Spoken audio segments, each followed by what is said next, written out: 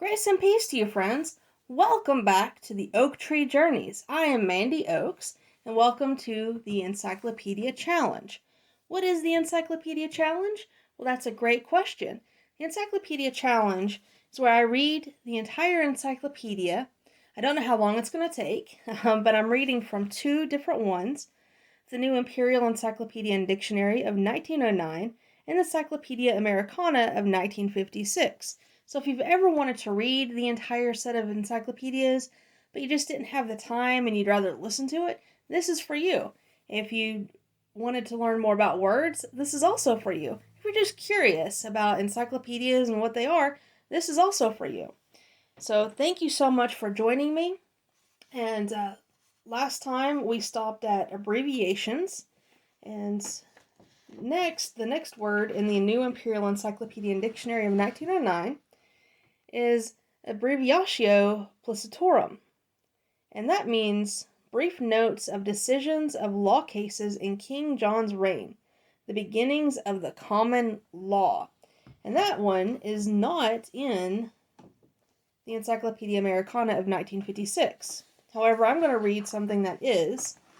It says abbreviators, which are officials in the papal chancery having charge of drafting papal bulls, briefs, and consistorial decrees. They were first mentioned by John the 22nd in the 14th century, organized as a college of prelates by Pius II. The group was finally abolished in 1908 by Pius X.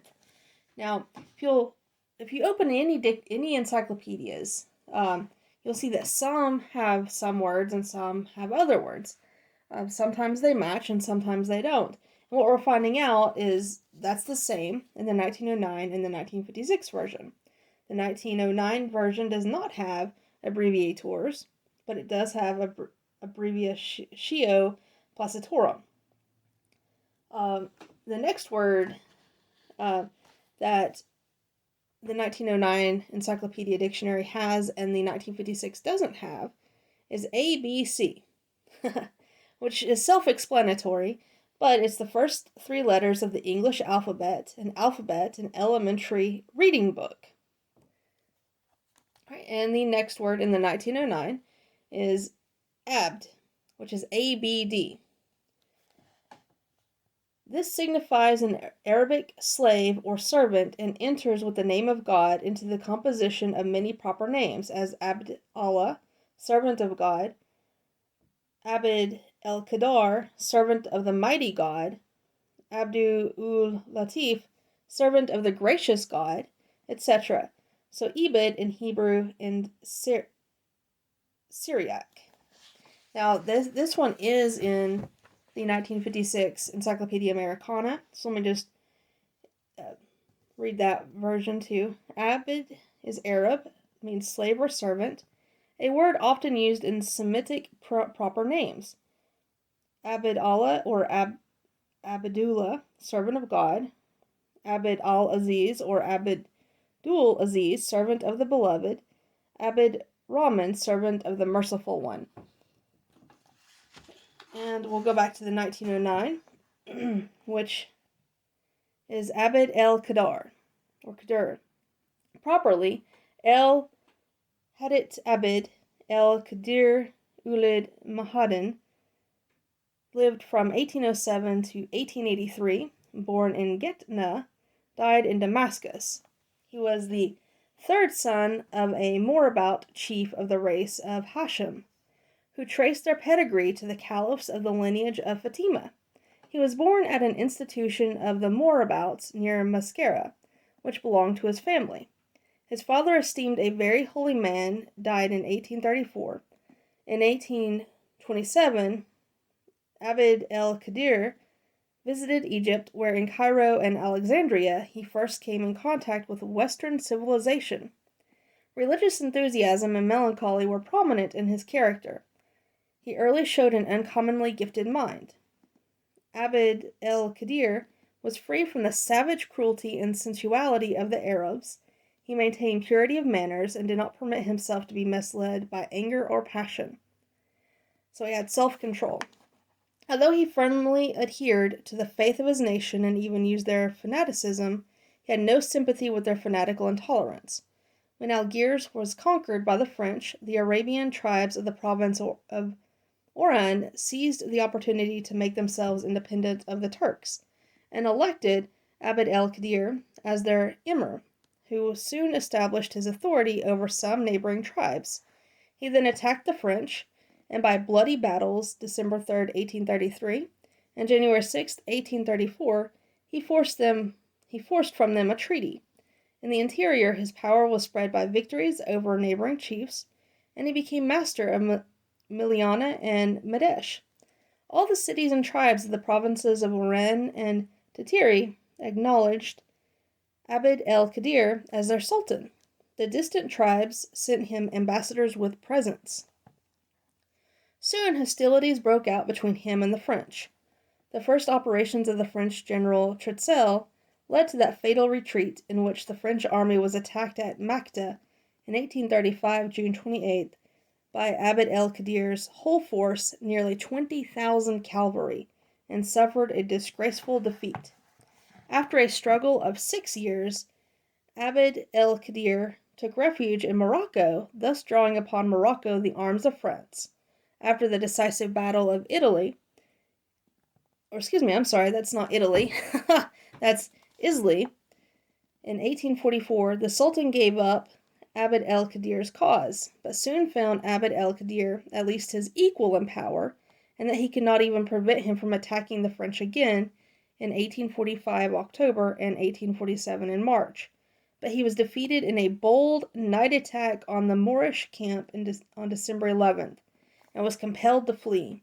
He might easily have secured his own safety, but he would not abandon his attached followers, men, women, and children, to the plunder and massacre of the Moroccans.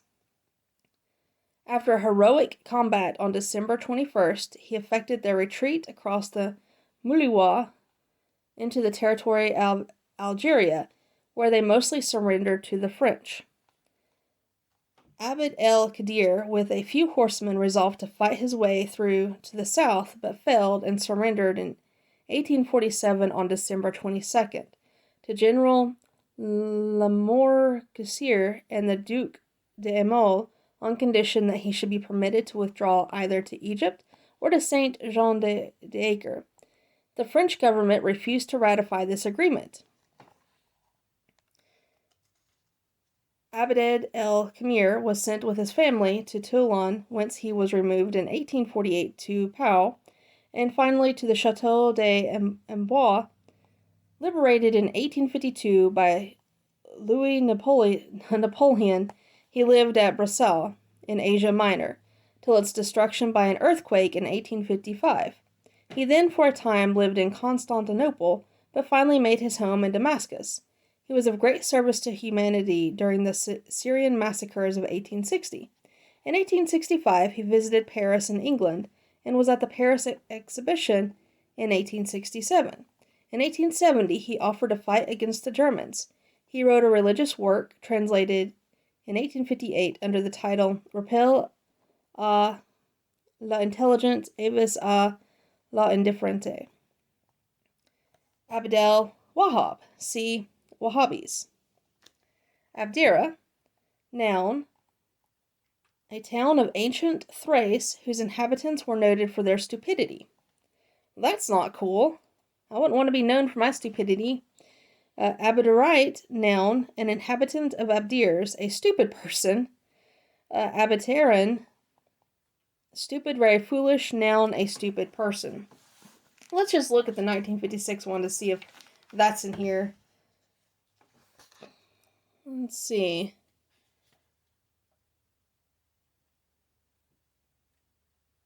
No, that is not listed in the 1956 Encyclopedia Americana.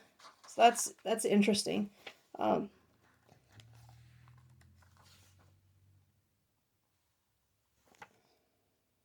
right. So the next word is actually another name.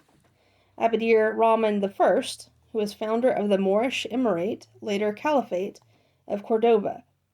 He was born in Damascus of 731, and died 788. He was a grandson of the Umayyad Caliph Hisham, and having fled to Africa, escaped the frightful massacre of his family.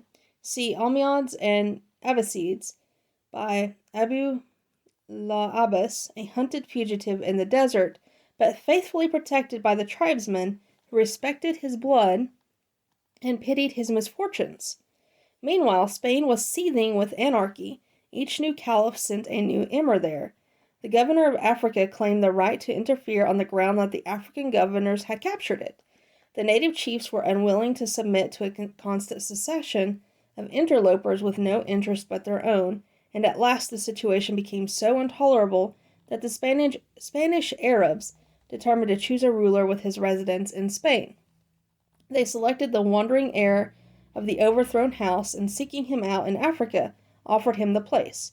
He landed in Spain 755 on September 25th and fixed his royal seat at Cordova. His reign was one of incessant warfare. Hossein bin Yahya, the Abbasid emir, driven from Spain, fled to Charlemagne and implored his assistance. It was granted, and Hussein was re-enthroned at Saragossa. But while the Frankish army was returning through the Pyrenees, the Basque mountaineers fell upon the rear guard and annihilated it in the pass of Ronsson's valleys with its commander Roland. Saragossa was taken after 2 years' siege. Hossein put to death as a rebel in Spain to the Pyrenees subdued. A formidable rising in 786 was crushed, and ABD-ER-RAHMAN had 2 years of life to devote to the arts of peace and the building of his famous mosque at Cordova, now used as a cathedral, with its rows of cupolas supported by 850 pillars of jasper. And we have another name. For some reason, it goes from ABD-ER-RAHMAN I to ABD-ER-RAHMAN III. So let's just check the 1956 version to see if they have anything. No, they jump from ABD-ER-RAHMAN I to ABD-ER-RAHMAN III, and then it goes to ABD-ER-RAHMAN. So that's very interesting. So let's find out about ABD-ER-RAHMAN III. The greatest of the caliphs of Cordova, and the first under whom the emirate assumed the title of caliphate. Born 891, acceded 912, died 961. Measured by what he found and what he left, he must be counted among the ablest rulers of history. The former was a throne to which most of the provincial governors had thrown off allegiance, and the rest rendered such obedience as suited them.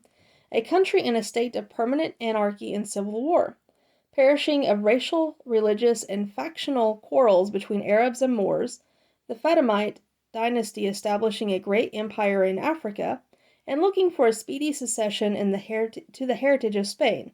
On the north, the new Christian states rapidly growing. Alfonso III had recently moved his capital across the mountains to Leon, and Sancho had founded the kingdom of Navarre, so that what escaped the Africans would probably fall into the hands of the Christians.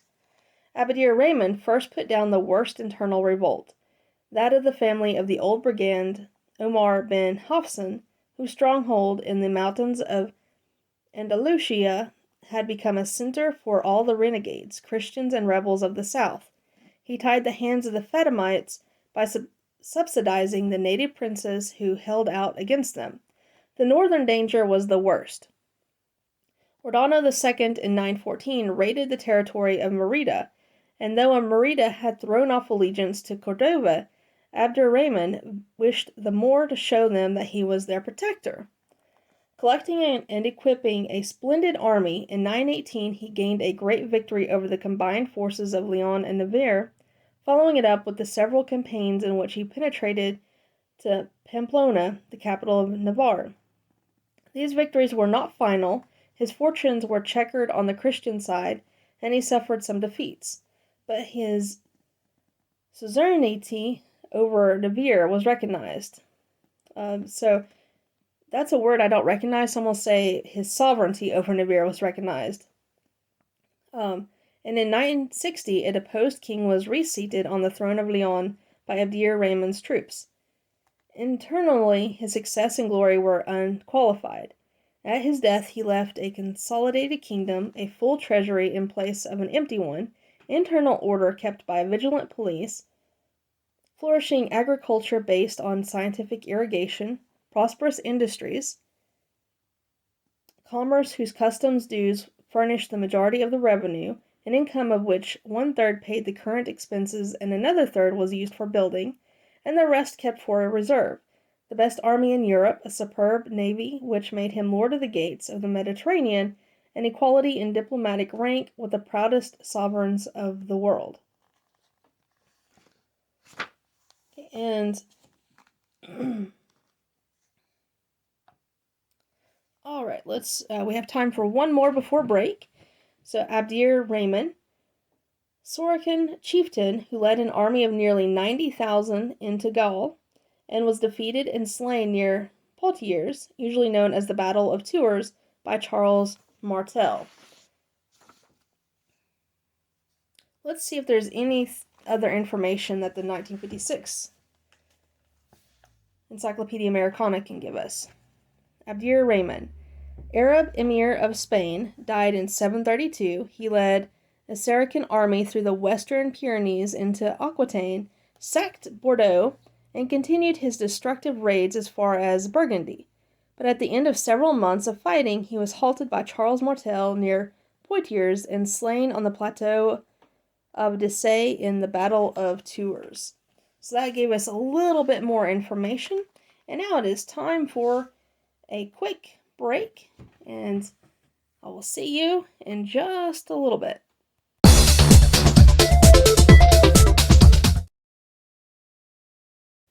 Hi, I hope you enjoyed that segment from my podcast, The Oak Tree Journeys, from the Encyclopedia Challenge. To hear the entire episode, please visit the link at the bottom in the description. And please don't forget to like this video, give it a thumbs up, and subscribe and share it to anyone you know who wants to read the entire encyclopedia or who's just interested in words. Thank you again and have a blessed day.